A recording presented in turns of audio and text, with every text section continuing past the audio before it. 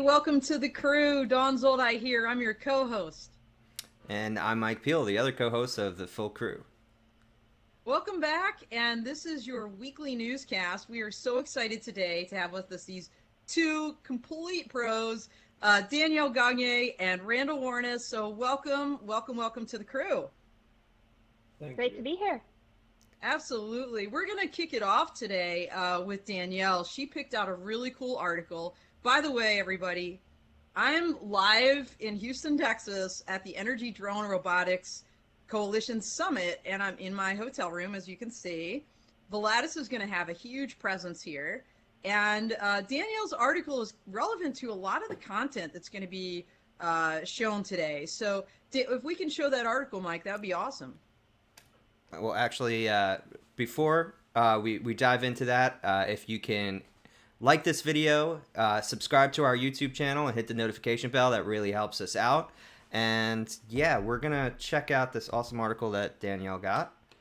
So Skyports and cargo drone delivery infrastructure deal with Singapore Jurong port. So what did you think was interesting about this? I mean, you're a drone pro, so clearly there's something to this story. Well, first off, it's great to be here, and thank you, Don and Mike, for having me.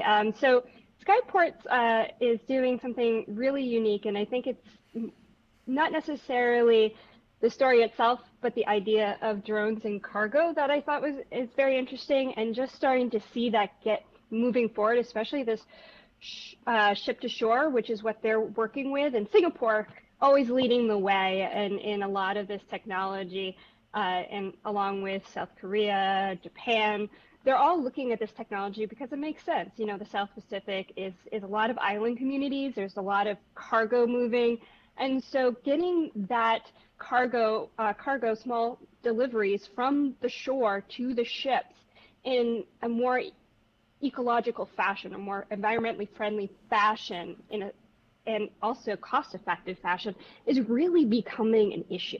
So that's kind of why I brought this article to bear. I think it's a really important and growing use case that we're not talking a lot about. And I'm wondering what everyone else is thinking about cargo deliveries in general.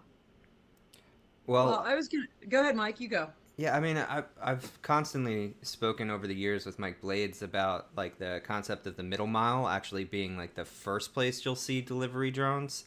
And ship to shore makes sense, right? I wouldn't exactly qualify that as middle mile, but somewhere in between middle mile and last mile, right? And my question is scale. Like, so is this like something that can be used to alleviate stress on the ports if things bottleneck? Because like when I think about shipping containers and what's on these big freighters, that's pretty big stuff that I'm not exactly expecting a drone to manage. So this probably has like a very, very specific targeted use case for very specific cargo. Any insights into that? Well, yes. So a lot of what happens is that these ships are in port, and maybe they need certain parts, emergency parts, or they're just stopping by the ship, and they need medical deliveries, or they need personal deliveries, or they need specific things. So this isn't like bringing a big cargo container and putting it on the ship, although that is definitely something that larger drone companies are thinking about, like how can we transport cargo in the air via drone to other locations. And you see that with the Nautilus, which is something that Volatus Aerospace is very excited about in the future in 2025. But right now, I think it's about that resupply. And usually what happens with resupply is they take the cargo that they need, and they either buy a little spot on a vessel and they pay thousands of dollars to get from the port to the ship, or to the oil rig, or to the offshore wind farm, and they pay thousands of dollars to do that. The other way they do that is they take a helicopter and they fly the helicopter to land miles off. And that's also expensive and also not very environmentally friendly. It's burning a lot of fuel when it's getting there, and it can also be dangerous because you're putting a pilot in that helicopter, and helicopters are probably one of the most dangerous aircraft in our airspace today. So it's really supplying that kind of filling in that little niche. But I'm seeing this as kind of the start of the use case, right? So you're going shorter distances. You're maybe not flying the full cross-Pacific kind of setup or from port to port. You're flying over a less risky area. There might be there's fewer people. If it falls, it's going to land in the water. It's not going to land on top of somebody. So it's a great way to start testing those BV loss cases, which I think will be important for that middle mile, which I totally agree. I think middle mile is where it's at. I think the use cases are already there. You're taking cargo from one side from an airport. It's already been designed. There's already infrastructure, and you're landing in another place where there's already infrastructure. So you don't have to worry about that infrastructure part where we're talking about that a lot more with that last mile delivery where you're bringing it to people's homes. Yeah, I would love to hear Randall's thoughts on this. Yeah, the only thing, well, not the only thing I was thinking, but what came to mind is I remember back in like 2016, I was in Houston actually with some offshore oil rig inspection folks. This is while I was at DJI. And I remember them talking about the huge amount of issue if a drone does go down in the ocean, whether it's environmental people, the insurance that you have to pay for it, you have to retrieve it within like 24 hours or else you get some massive amounts of fines and you have to report it. So even though flying over the ocean, and this is in Singapore, which there's going to be very different laws that constrain them, but flying over the ocean, although seems extremely safe, there is a lot of headache that comes from when you do have a downed aircraft, even though there's unlikely going to be human casualties. It does become a huge pain in the butt. So as experimental, an experimental test bed for middle mile or long duration BB loss flights, there are complications that do make a lot of dollars and cents problems for justifying flying over the ocean. And this was 6 years ago, but still seems like that's something that might come into consideration when doing these sorts of things. As Randall, as you're talking, I'm thinking, you've got ParaZero out there, right, with the parachutes that deploy if one of these is going down. Where's the company making the floaties, right? Right. Like if this thing is going down on water, those are going to deploy and the thing's going to float. It's not going to sink. If you have to retrieve it, there's a beacon on board, easy to get, right? So that's a really interesting concept. I'm going to look around, and maybe I just gave somebody a multi-million or billion-dollar idea. If I did, you're welcome. But as I'm listening to both of you, and of course to Mike, I'm thinking, the Navy and the United States Coast Guard have already been doing this, right? And if you've been tracking what the military's been doing, especially the Navy with their unmanned campaign plan, this idea of human-machine teaming. I mean, the idea that you can have, with very little training, a sailor on board a ship that can deploy a drone, right, ship to ship or shore to ship, as you said, Danielle, middle mile, to deliver that widget or whatever it is, how much money that will save the United States Navy as well. And the other thing I was thinking was, to Randall's point, I'm going to channel Don Bershoff here from True Weather for a second. He's maybe a weather acolyte. You think about the really weird weather conditions over the water, and more extreme, right? Yeah, like taking that into account for these operations, I think is going to be really, really critical. So it'll be interesting to watch how this develops. But I'm sure for even like Danielle taking this to the next level of even island hopping, island to island, or mainland to island, like for Hawaii. Man, I'm sure those people on Maui would love to buy a gallon of milk for less than $16, a pop. And if a drone can facilitate that, I'm pretty sure they're going to be welcoming them with open arms. Yeah. So, yeah. And just to mention some of the challenges that Randall brought up, absolutely. Retrieval and, if something goes down, that's a major investment because you're going to have to build a more robust aircraft to be able to deal with the weather, but also just the natural air. The sea salt can be very corrosive. Yeah. And Absolutely. So there needs to be a lot of maintenance, a lot of cleaning. So there's still stuff in the works, and there's a lot of safety stuff that, it's still very much in the use case. But if we can figure it out and devise that little floaty and have a retrieve. I think it's a really amazing and inspiring use case, and especially for those island to islands. I mean that they're so underserved, For and sure. and this will make a huge difference for their lives, for sure. Well, it seems like there's at least economic incentives. So even if it's, there's bureaucratic weight that people have to get through, if it makes sense from a monetary standpoint to at least give it a shot to see if we can, optimize costs. If the Navy already has an example of if it's reducing their costs, granted those are different economics in the Navy, right? The way that things are calculated, but why wouldn't we do this? And then also this would be a great, the data doesn't go bad. It could be used industry wide if it gets to a scale where these companies are interested in showing off their data, right? Because that's always the thing. Yeah. Like you could have a company try it, but they'll keep the data proprietary, and then it's no benefit to the whole drone ecosystem. But if enough companies are doing it, then they start to share so they can say, look how much I'm doing it better, right? So Yep. Right. hopefully we'll And be by able the to get to way, that point. Mike, everybody, first of all, I was remiss. I got in at like 3 in the morning here. I'm a little off my game, so I apologize. We did not really even introduce Randall and Danielle. I feel like they almost don't need an introduction. We've already been talking for 10 minutes. But, if you guys want to do the quick, kind of 30-second, here's who I am, here's what I'm doing right now, because you guys have made some major changes in the last year from kind of where everybody knew maybe originally where you're from and kind of where you are now. So I apologize. That's on me. Danielle, if you want to start, that would be awesome. Sure.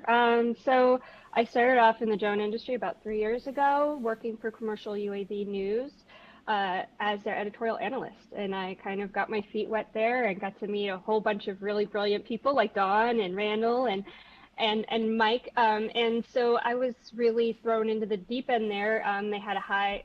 There was a well-known news service, and I had big shoes to fill with Jeremiah Karpowitz kind of being the editorial director there. And so I put my feet to the coal and really did the legwork and started to develop, something that Commercial UAV News could be proud of. Volatus Aerospace came along, saw what I was doing, and made me an offer I couldn't refuse, an opportunity to really get into the industry and really report from the industry and draw on industry resources to do exactly what I was doing, but to build something of my own. So I ended up building Drone Network News, which is sponsored by Volatus, but is in no way kind of dictated by them, which is just, kind of an amazing opportunity. I became their chief storyteller. From there, I developed a podcast, Stories from 400 Feet, that really kind of pulls in industry experts as well as the people who are boots on the ground doing these jobs, doing really amazing stuff like battling some really challenging bridges and doing facade inspections and, things that are actually making a difference today. And so I've been really blessed to have a lot of amazing people from NASA. Andy Latcher was on there. So it's been a really fun ride since then. Well, you're doing amazing work, Danielle. You always have. And, props to Volatus because, they've done a lot of things. Let's just call it philanthropically. Just even on the Dawn of Drones podcast, sponsoring the Above and Beyond series, where they're literally paying for other companies beyond there with like no strings attached. Like, who does that? Like, that would be Volatus. Like, they're the only people I know doing that. And so, and I agree, your podcast, your newscast, great stuff. So thank you for everything you do, Danielle. And Randall, over to you. I just want to say I moved my microphone. It was behind my laptop, so if I'm coming through We heard louder, it. okay. Yeah, you sound good, buddy. Perfect. Yeah, I'm Randall Warnas. Been in the industry 8 years and 2 days, and it's been one hell of a journey.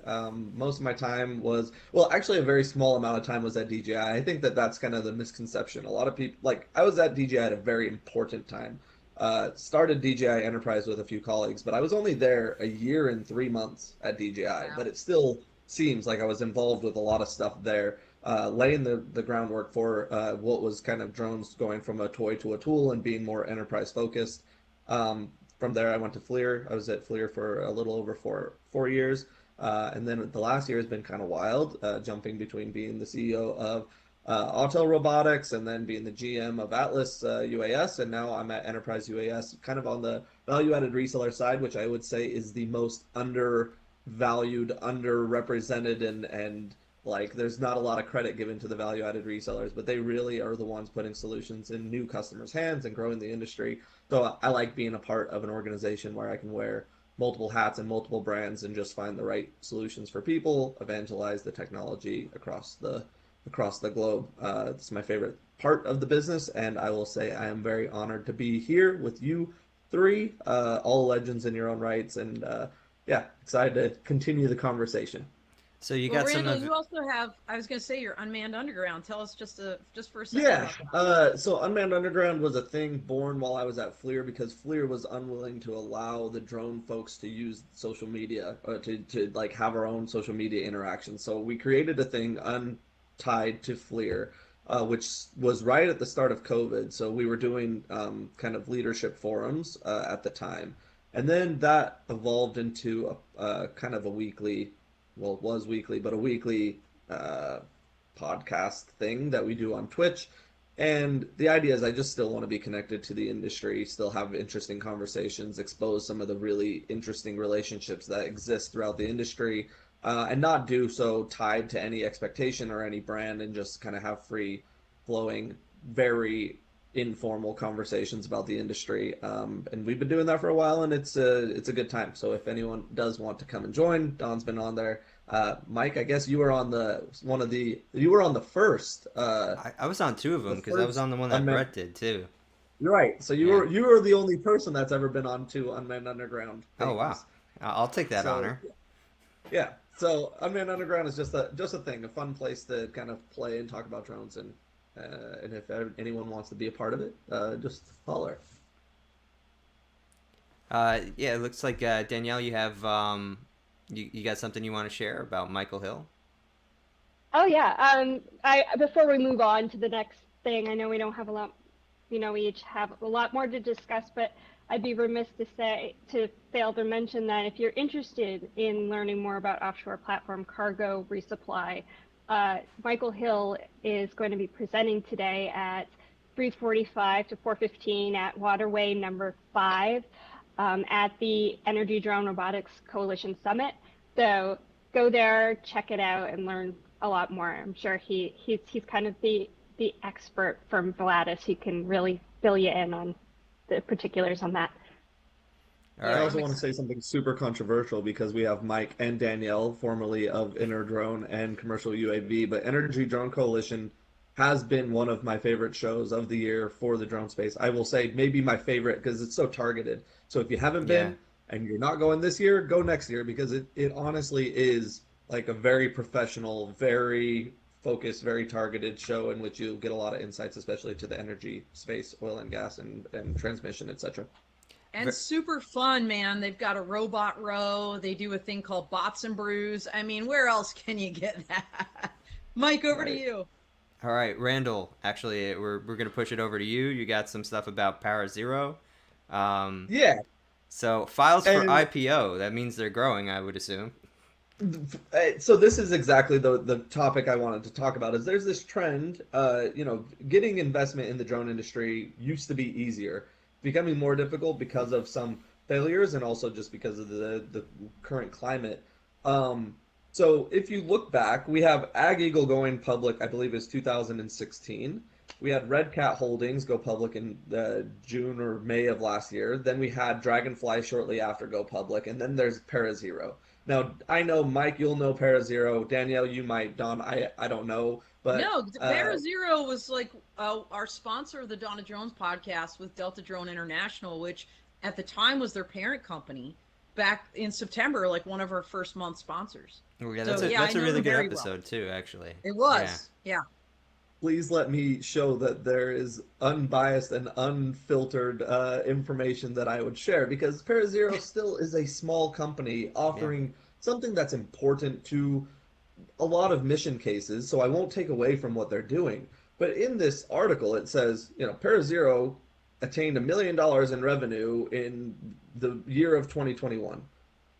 That's not a lot. And for you to go raise $25 million on the NASDAQ and tell people like, oh, we're a drone company, come and ride this wave and give us $25 million. The reason I brought this article in is it dangerous for people to not have venture capital as accessible for drones? So now there's this public offering that seems like it's pretty low bar to get in, and it can burn the drone industry if they don't do something meaningful with that money. Well, this will actually, we'll probably circle back to this theme a little bit later. You know, market conditions are changing even outside the drone industry. So this is kind of a primary. This is like my hobby horse right now, as a natural purveyor of doom, I suppose. That just have that gut instinct that you know, behavior around tech investment is going to have to change. Just because the faucet has been turned off from the Fed. So, so we have a product that actually, I would assume most people on this call actually think is pretty good. Actually, does what it's supposed to do. So, but the question I think you're pushing is like, is it this good?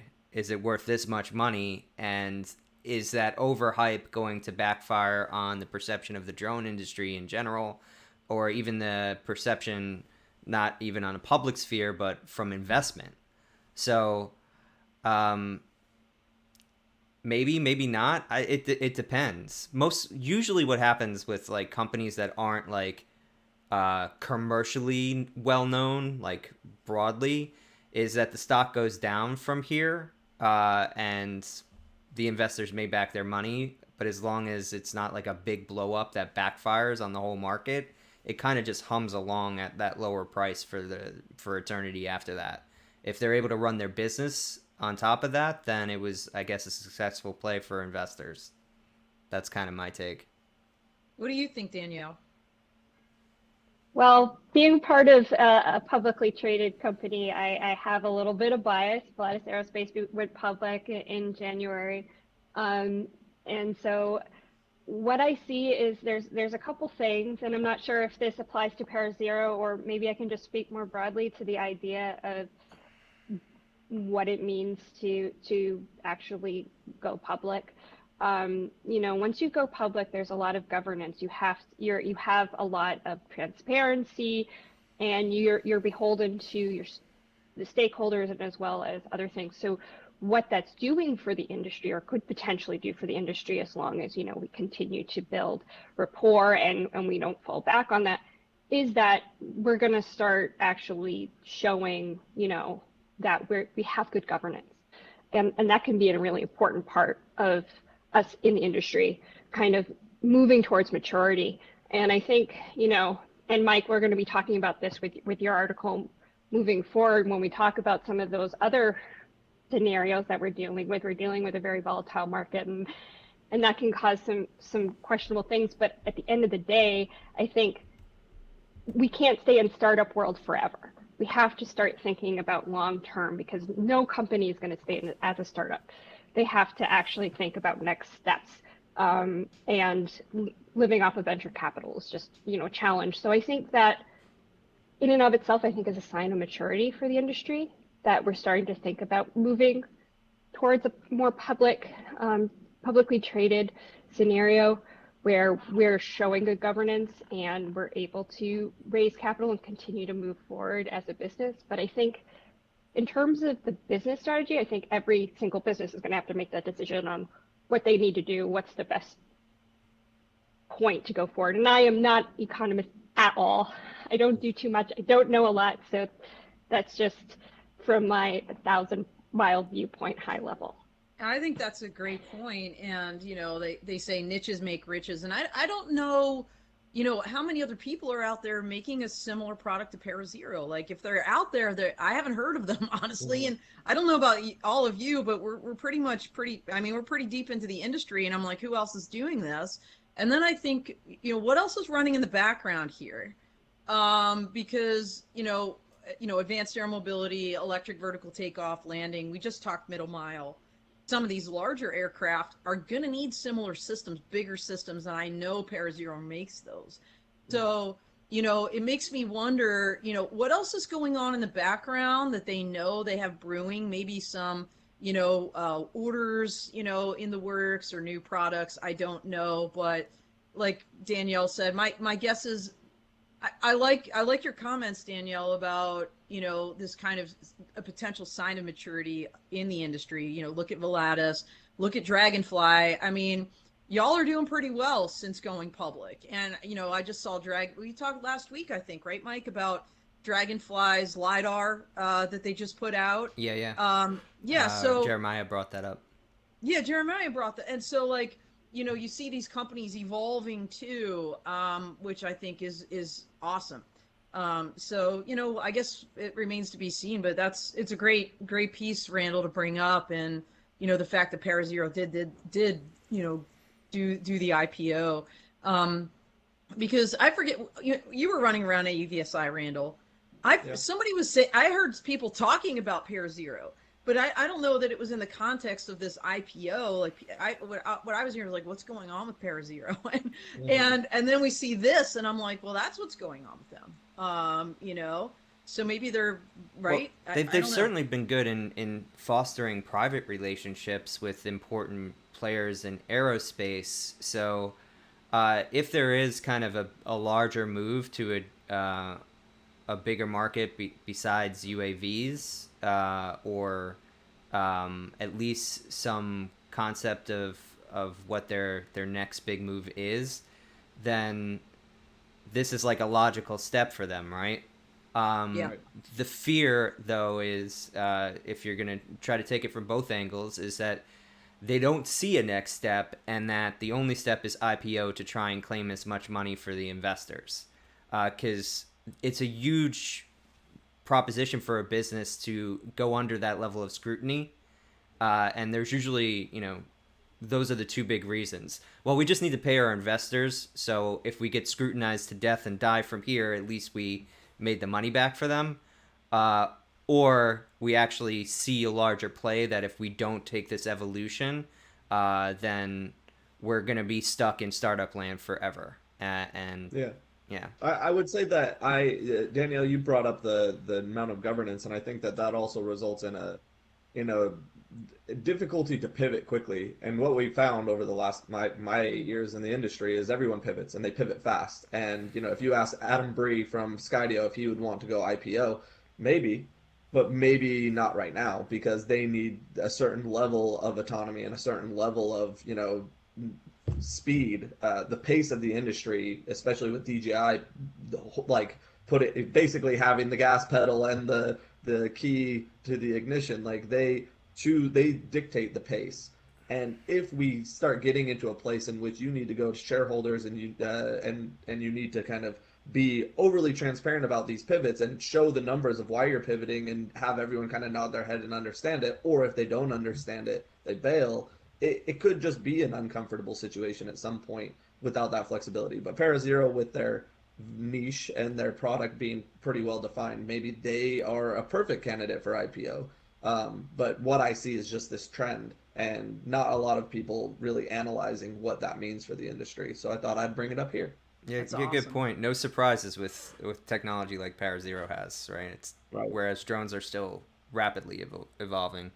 So yeah, we're going to take a quick break just to thank one of our sponsors of today's show. So we have two sponsors today, ISR Ideas. Thank you, General James Poss, for showing up on the Leadership Podcast last week. But we also have the Drone Code Foundation, which has the PX4 Developer Summit coming up in Austin, Texas this week, June 23rd and 24th. I'm going to be there. Don's going to be there, actually. So if you've never heard of the PX4 Developer Summit, basically this is like the best place to get alpha on pre-market stuff in terms of what are the developers actually working on, what's the base level code that a lot of these drones that operate on open source are using, what are the cool new features you could kind of expect. Just kind of getting a cool idea of, what the builders are actually focusing on. This will be my third time in attendance, I believe. First time was in Zurich when they launched. And I'll tell you, the connections that I made at that show, I still have today. So I'm really excited to be joining Drone Code in the PX4 ecosystem coming up this week, June 23rd and 24th. I know we're going to see Dawn there because she's driving down from EDRC just to see the drone light show that's being put together by Uvify. So, well, and not just for the drone light show. There's a really big party at the Capitol Factory where they rented out 2 floors on Friday night. So, I'm here for the drone light show and the parties. But no, I'm also here for the connections. I can't wait to meet Ramon in person and get to see Mike again, and however many other people. And Maggie Schuster, my partner in crime from my Drone Law Connections Clubhouse, will be with me. She's here with me now, and really excited to spend some time in Austin. So looking forward to that. And fun fact, everybody, Ramon is actually, you'll see at the end of this podcast, he's going to be on our Full Tilt Tech Industry Leadership Talks next Tuesday. So check that out. But in the meantime, Mike, did we want to go maybe pivot to your article, since we were talking about kind of the industry and the status of the industry? And there we go. Yeah, so tech layoffs in June, more than 7,000 losing their jobs. One of the ones they bring up is Coinbase, which dropped 18% of its staff. And actually, they were in the middle of hiring a bunch of people and gave them, the stop sign and said, actually, we didn't mean that. We rescind our offer.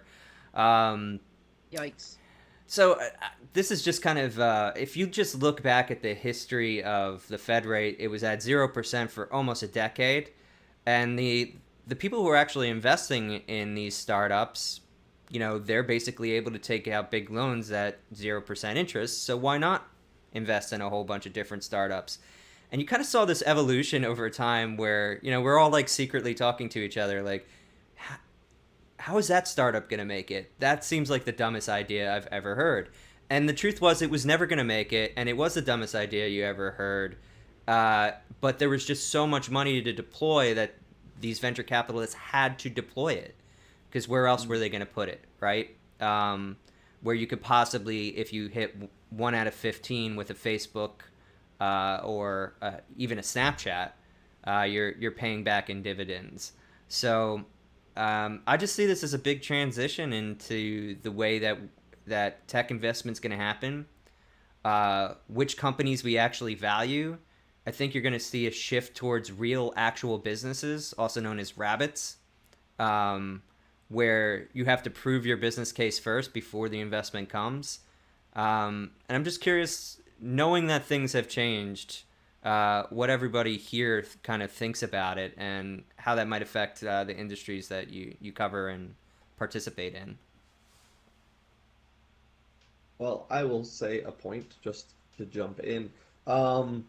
First, I would say that it's mind-blowing that we were able to get through some odd years of COVID, not knowing what was going on, building the infrastructure of work from home, and somehow this was not what we were seeing. We were not seeing massive layoffs like this. And then now it seems like the economy is kind of strange, and this isn't an economy podcast, but it's it's just we're in a weird place.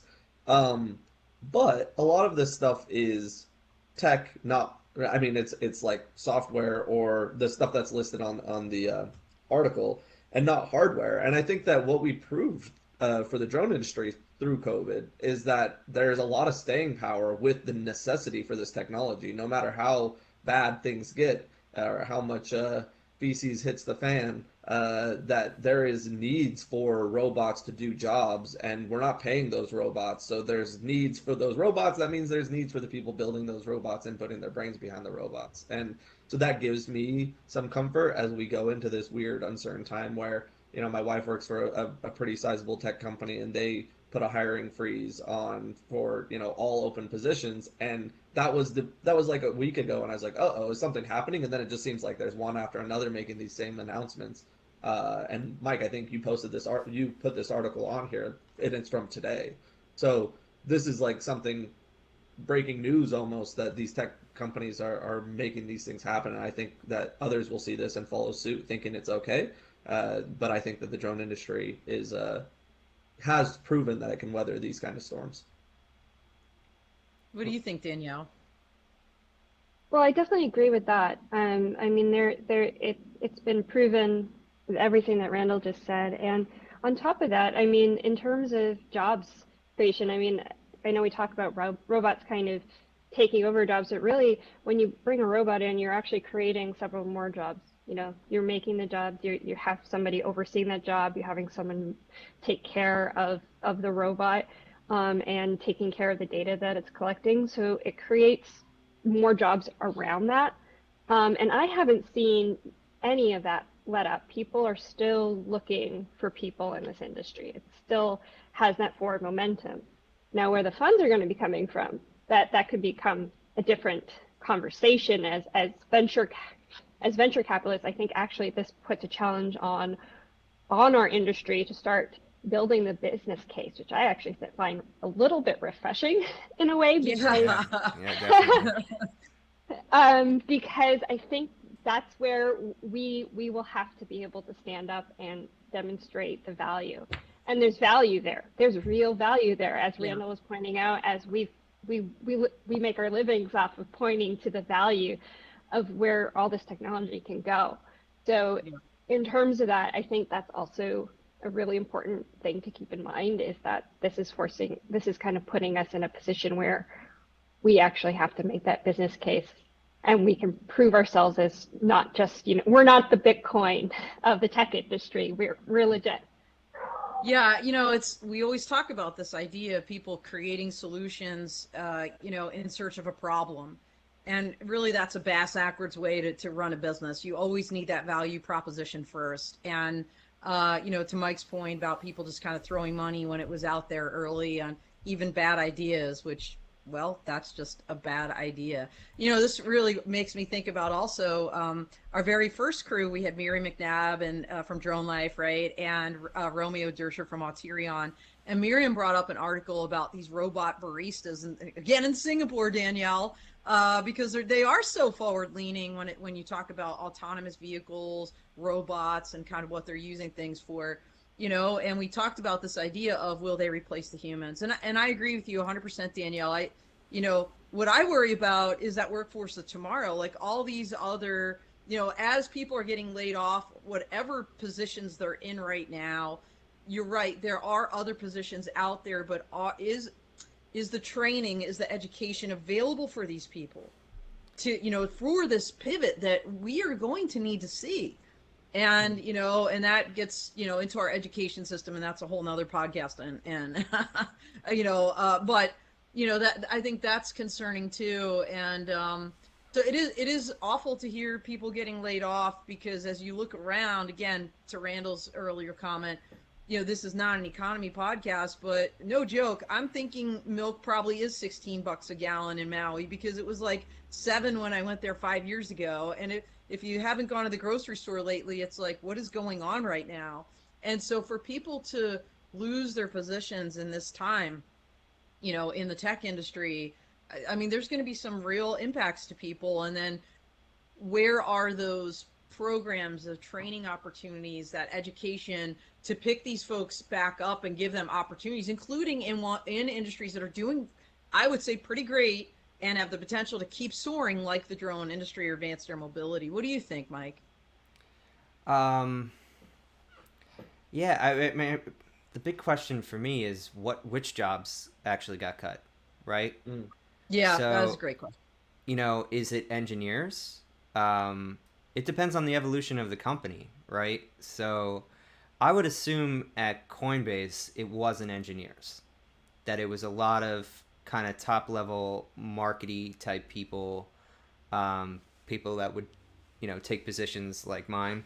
We're sadly more disposable when the market has to shift towards now rather than later, because that's really what's happening, right? It's the time frame, the projection, right? You can deploy money for a startup that the returns are going to be 3 years, 5 years down the road, if there's no interest rate on that. If there's an interest rate on that, you want those returns to be sooner, and therefore you want to know what the business is doing now. And that's probably what a shift, this first kind of culling is people that are based on future stuff that aren't actually contributing to the product or the business. They're gonna be wiped away, and they're gonna start. I think you'll see rehiring at some point. To your point, to your kind of overall question about which jobs are getting automated out, I think there is that is a larger concern for the economy. If you're looking at jobs that drones are doing, they're actually, you're right, not replacing humans in most cases. But if I look at Tesla's, or it's actually not just Tesla, but there's other automotive companies that are going for self-driving trucks, that's a different story.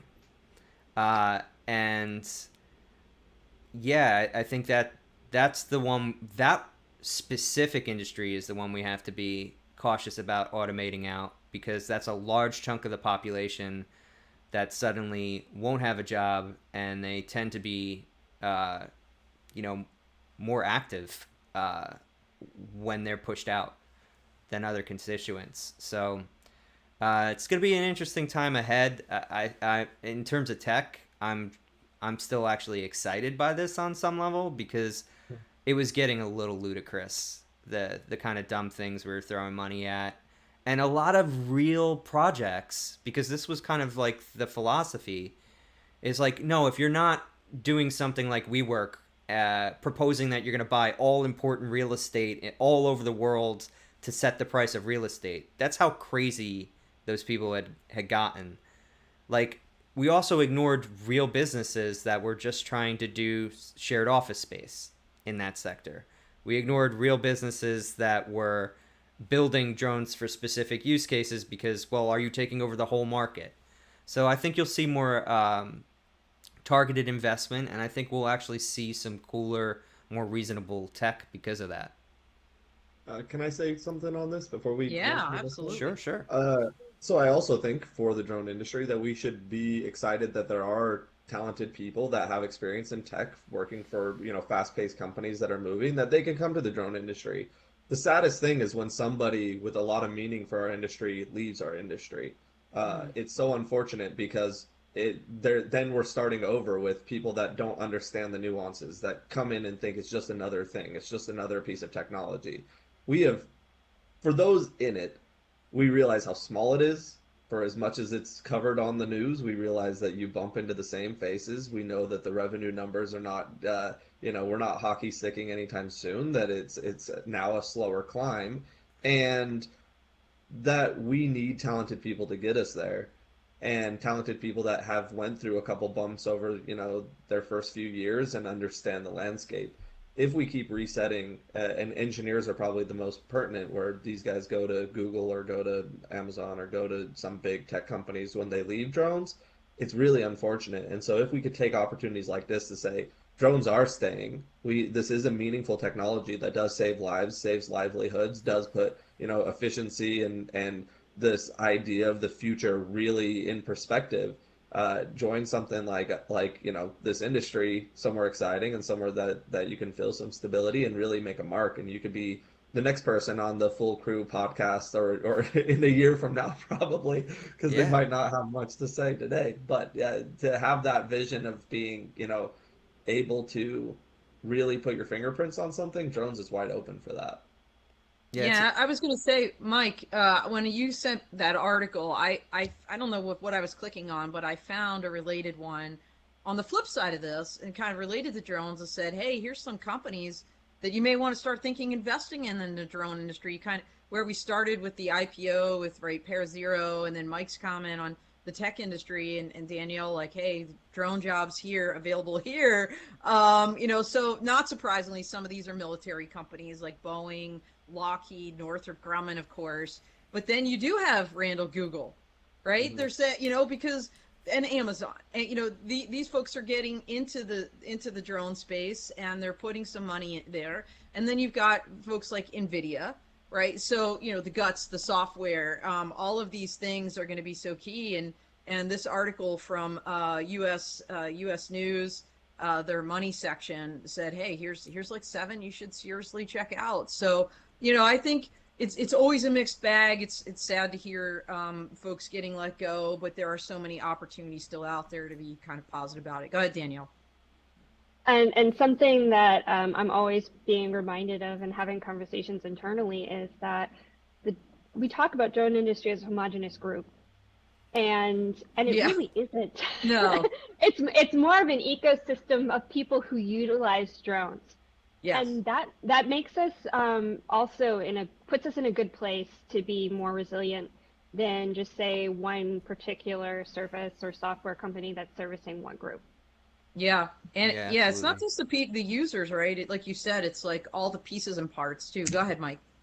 No, no, I'm in agreement with that because it was something that I said when I was trying to piece together Interdrone and like why does a show like EDRC have staying power? It's because it was specifically focused on an industry, and that's what happened, right? So, and that's actually usually common with tech where there's a broad use, small, or lightly developed technology that everybody says, well, maybe we could plug it in here, maybe we could plug it in there. Then it becomes more distributed into certain sectors, but it's still a support technology. And then, like, the third evolution is where it just becomes so ubiquitous that it is its own industry. We're not there yet. We tried to leapfrog that with this industry in both narrative and technology, and it didn't work, right? And that's you brought up Bitcoin before. That's the issue with crypto. It's just even further behind than the drone industry. It oversold its narrative versus its utility. Um, Yep. Don, you've got kind of a happier article. Let's raise the spirits a little I bit. do, and it's so funny because everybody out there, just so we collaborate offline, really close to this podcast, and everybody kind of drops their articles in. And after we do, it's so weird to see the synergies, like because these are all things we came Yeah, up it's with totally separately, and unplanned. It just it's happens. totally unplanned. And honestly, Randall, you were talking about ParaZero, the parachutes, and I was like, oh, little floaties. Well, here's a company that kind of is doing it now that I think about it. So, Switzerland's Imperial College actually developed this dual robot drone, is what they're calling it. You see the little floaties there. It flies through the air. It lands on the water and to collect water samples. Right. So they're calling it. I love this. Acronym Medusa, which is the multi-environment dual robot for underwater sample acquisition. Having spent my lifetime almost in the military, acronyms are something near and dear to my heart. And Medusa, that is so cool. They've tested it in labs and in the field. And how it works is basically it'll fly to hard to reach aquatic environments before it lands on the water. It deploys this tethered underwater pod that's attached to a camera with a bunch of sensors on it, and it can go up to 10 meters, which is pretty significant. And what they're using it for, kind of Mike, to your earlier comment about use cases, they're measuring water in lakes for signs of microorganisms, algae blooms that can pose hazards to human health and to the environment and ecosystem there. And in future, they're looking to see if they can monitor climate cues like temperature changes in the Arctic seas, and also maybe offshore infrastructure. Again, we're at Energy Drone Robotics Coalition Summit right now, like underwater energy pipes and floating wind turbines. So what's really cool is that these folks have this thing next up, the Proteus drone, that is going to be a shapeshifter. That's what they're looking to do. They're going after grant money, and basically that is based on the Greek shape-shifting sea god. They did not Greek have a theme. picture of this vehicle that they have in their mind of shape-shifting for underwater, but we've got the Medusa, and there she is. So what do y'all think about this? Let's go with Randall. Good. So back when I was at TGI, I remember, I believe it was Noah, but it was someone, and they were in Danielle's neck of the woods. They were in Maine, and they were looking for someone that was a missing hiker, and they wanted to put some sort of device that was shaped kind of like a tennis ball and run it through a river to see if it was like sonar or something. I don't know the technology, but they were looking to see if they could reach the bottom of this river with it and see if they could find this body. And at the time, it was like, well, we have an airframe for that, but the rest of it you're just going to have to figure out. And it's nice to see that concept, new concepts, especially by universities where they're taking drone technology and they're building on it solutions. Now, a lot of the drone companies that exist today started as PhD projects or master's theses or something like that's where a lot of them come from, and so I don't want to diminish that. But the scariest thing about the drone industry is we have companies like DJI, which make a very beautiful, very polished, very finished product, and even other drone manufacturers trying to scratch the same itch that exists for consumers still are like, well, that's not what a DJI product looks like. It doesn't look as finished. It doesn't, the user experience isn't as great. So when you have products like this, you see it and you're like, that could be a workhorse. That could be something that literally changes the world. But when you see the platform and you see kind of the unfinishedness of it, can you sell something that has that lack of eye appeal to a very finicky, very fickle drone buyer market, which we are all familiar with. They are used to one thing. It's hard to get people into drones for their first time on a product like this, where it could cost a lot of money and have a lot of expertise needed behind it. Um, so the intro drug drones, which we're really used to, have their challenges getting into new users as well. And if you're trying to appeal to existing drone people, it has to be very refined, and that's a challenge. Those are my thoughts. What do you So think, did you Danielle? just Wait. did you? I was gonna. I want to. Randall, did you just introduce the concept of gateway drones, like gateway drugs? That was the purpose. I don't think that I I introduced love it, but if you want to give me credit for it, shit, I'll take it. Gateway drones. Go ahead, Danielle. I'm sorry. I started talking a little bit about that when we had a little tello sitting there. I'm like, this is kind of your starter drone. But yeah, gateway drone is really what those are. You put them in the classroom, you start. That's a side start. Um, Yeah, like drone soccer and things like that yeah, that get people absolutely, going. absolutely. But I yeah, think the go on. sorry. So I think the user interface that Randall's talking about is really an important thing, and we should be thinking about it not only in this way, but also in terms of when we deploy it in public safety, how people are going to respond to drones and what they look like, and how we're going to integrate this into society.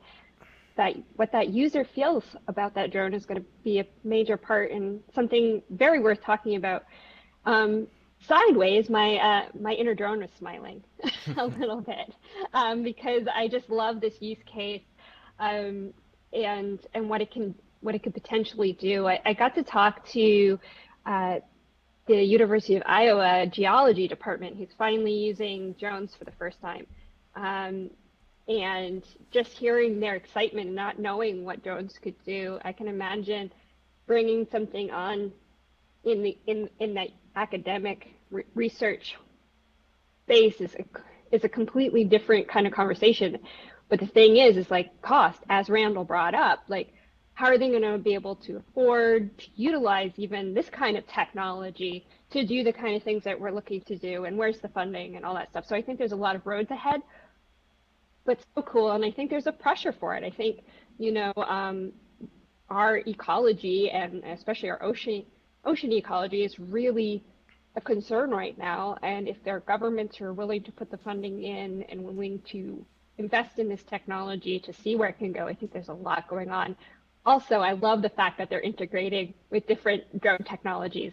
We've been seeing this mostly with the ground in air robotics, and it's great to see it with the maritime and air robotics. Yeah, I'm enjoying watching your inner drone nerd kind of bloom here on the podcast. One of the things that I find interesting about any like ivory tower kind of experiments like this is there's a lot of ways it could go, right? One, it could just be an inspiration for current industry players already. Two, the team that worked on this can be basically using this as their portfolio piece when they do interviews, and they're guaranteed to get the job. And I actually know a lot, talking about the PX4 Developer Summit, I met a lot of those people that were actually there at Zurich doing these projects for wayfinding. And they went on to work at Unique, and they went on to work at DJI, and they went on to work at Skydio. So this is really the genesis of that. And what's interesting about this one is that it's a lot more solid than the use cases you might have seen coming out of colleges a couple years ago, where they kind of felt like science fair projects. So if more of this, less of that, that's a positive direction. We've got a few comments in the chat that we didn't address. One got lost. Sorry, it didn't show up here on my dashboard. But Volatus Aerospace, Texas. So we got Danielle's team saying good morning from EDRC, and we've got Chris Wedgeworth, longtime fan of Dawn of Drones, now fan of Full Crew, saying he's a DJI-aholic here. So that user interface does seem to matter. Gives people the good feels. So the other path that I want to bring up. By the way, anybody in the chat, if you want to get your questions in, we're coming up on the hour, so we're going to be kicking out soon. But the last thing I want to address is basically you might see this technology actually just be absorbed by a big company. Like they get the idea and they say, hey, we could add that sensor, or we could figure out a way to make that a little bit more sleek and add it to our drones in the next 6 months, if there's a market, right? So. Yeah. Well, and I think there is, Mike, because, Jess Chovid, who was a Woman to Watch, Women in Drones, Women to Watch award recipient. She's from my neck of the woods, right? Yeah, she's got that Rainmaker company. They put out the Nixie, and they've been doing environmental sampling in New York and doing very well. I mean, when you talk about compliance and, these environmental concerns, it is a niche. And I'm not aware that her drones land on the water. They definitely fly over. They drop their product in to take the samples, but I could imagine a combination here, and it's all about integration, right? So at the end of the day, I think it was Danielle, you said earlier about this ecosystem and, how all of these things are kind of coming together. I think that's what's really exciting as we watch not only the drone industry is not an island, right? It's technology, and all of those pieces and parts that get incorporated into it to make really cool and relevant and lucrative in the end market use cases. So. All right, we're like 2 minutes out, Mike. I don't know if you want to do any final thing here. We're closing out, so I want to thank our guests. Thank you, Danielle. Thank you, Randall. We got a lot coming up this week. We got Ramon on the Full Tilt coming up tomorrow. Who do you have on Wednesday, Dawn of Drones? Dawn of Drones on Wednesday. See, Mike, you would ask me that. We have tiles at the end here. I'm sorry, my brain is still at 3 o'clock in the morning right now. Let's see. I know it's somebody good, and I'm embarrassed. Mission Go. Who's from Mission Go? Yeah. Oh, no. That's next week. Mission Go, and Bronwyn Morgan is next week with Chris Cognati from Mission Go. I know we've got Julie Avtrain on Clubhouse. On Drone Law Connections on Thursday. And, next week is Bronwyn and Chris. And who's Wednesday on Dawn of Drones, Mike? I don't know. We'll see in the card, I guess. Okay, so. I'm sorry, whoever you are. I feel awful, but my brain is fried, and we've got a lot going on, including the fact that I got to go set up my booth here, and I'll give a big hey to Volatus down there on the floor. I'm looking forward to Mike's talk later today, too. So, everybody, thank you so much, and don't forget to subscribe to Full Crew and get notifications when we're out there. And we don't have a tile for this, but next week on the Unmanned Underground, we're going to do a little compilation of the best of the crew from the month, like a roll-up. So check that out next Tuesday. How can they find you, Randall? So twitch.tv/Unmanned Underground. That's the place to go. And we'll try to promote that as much as possible over the next week. Awesome. All right. Out here.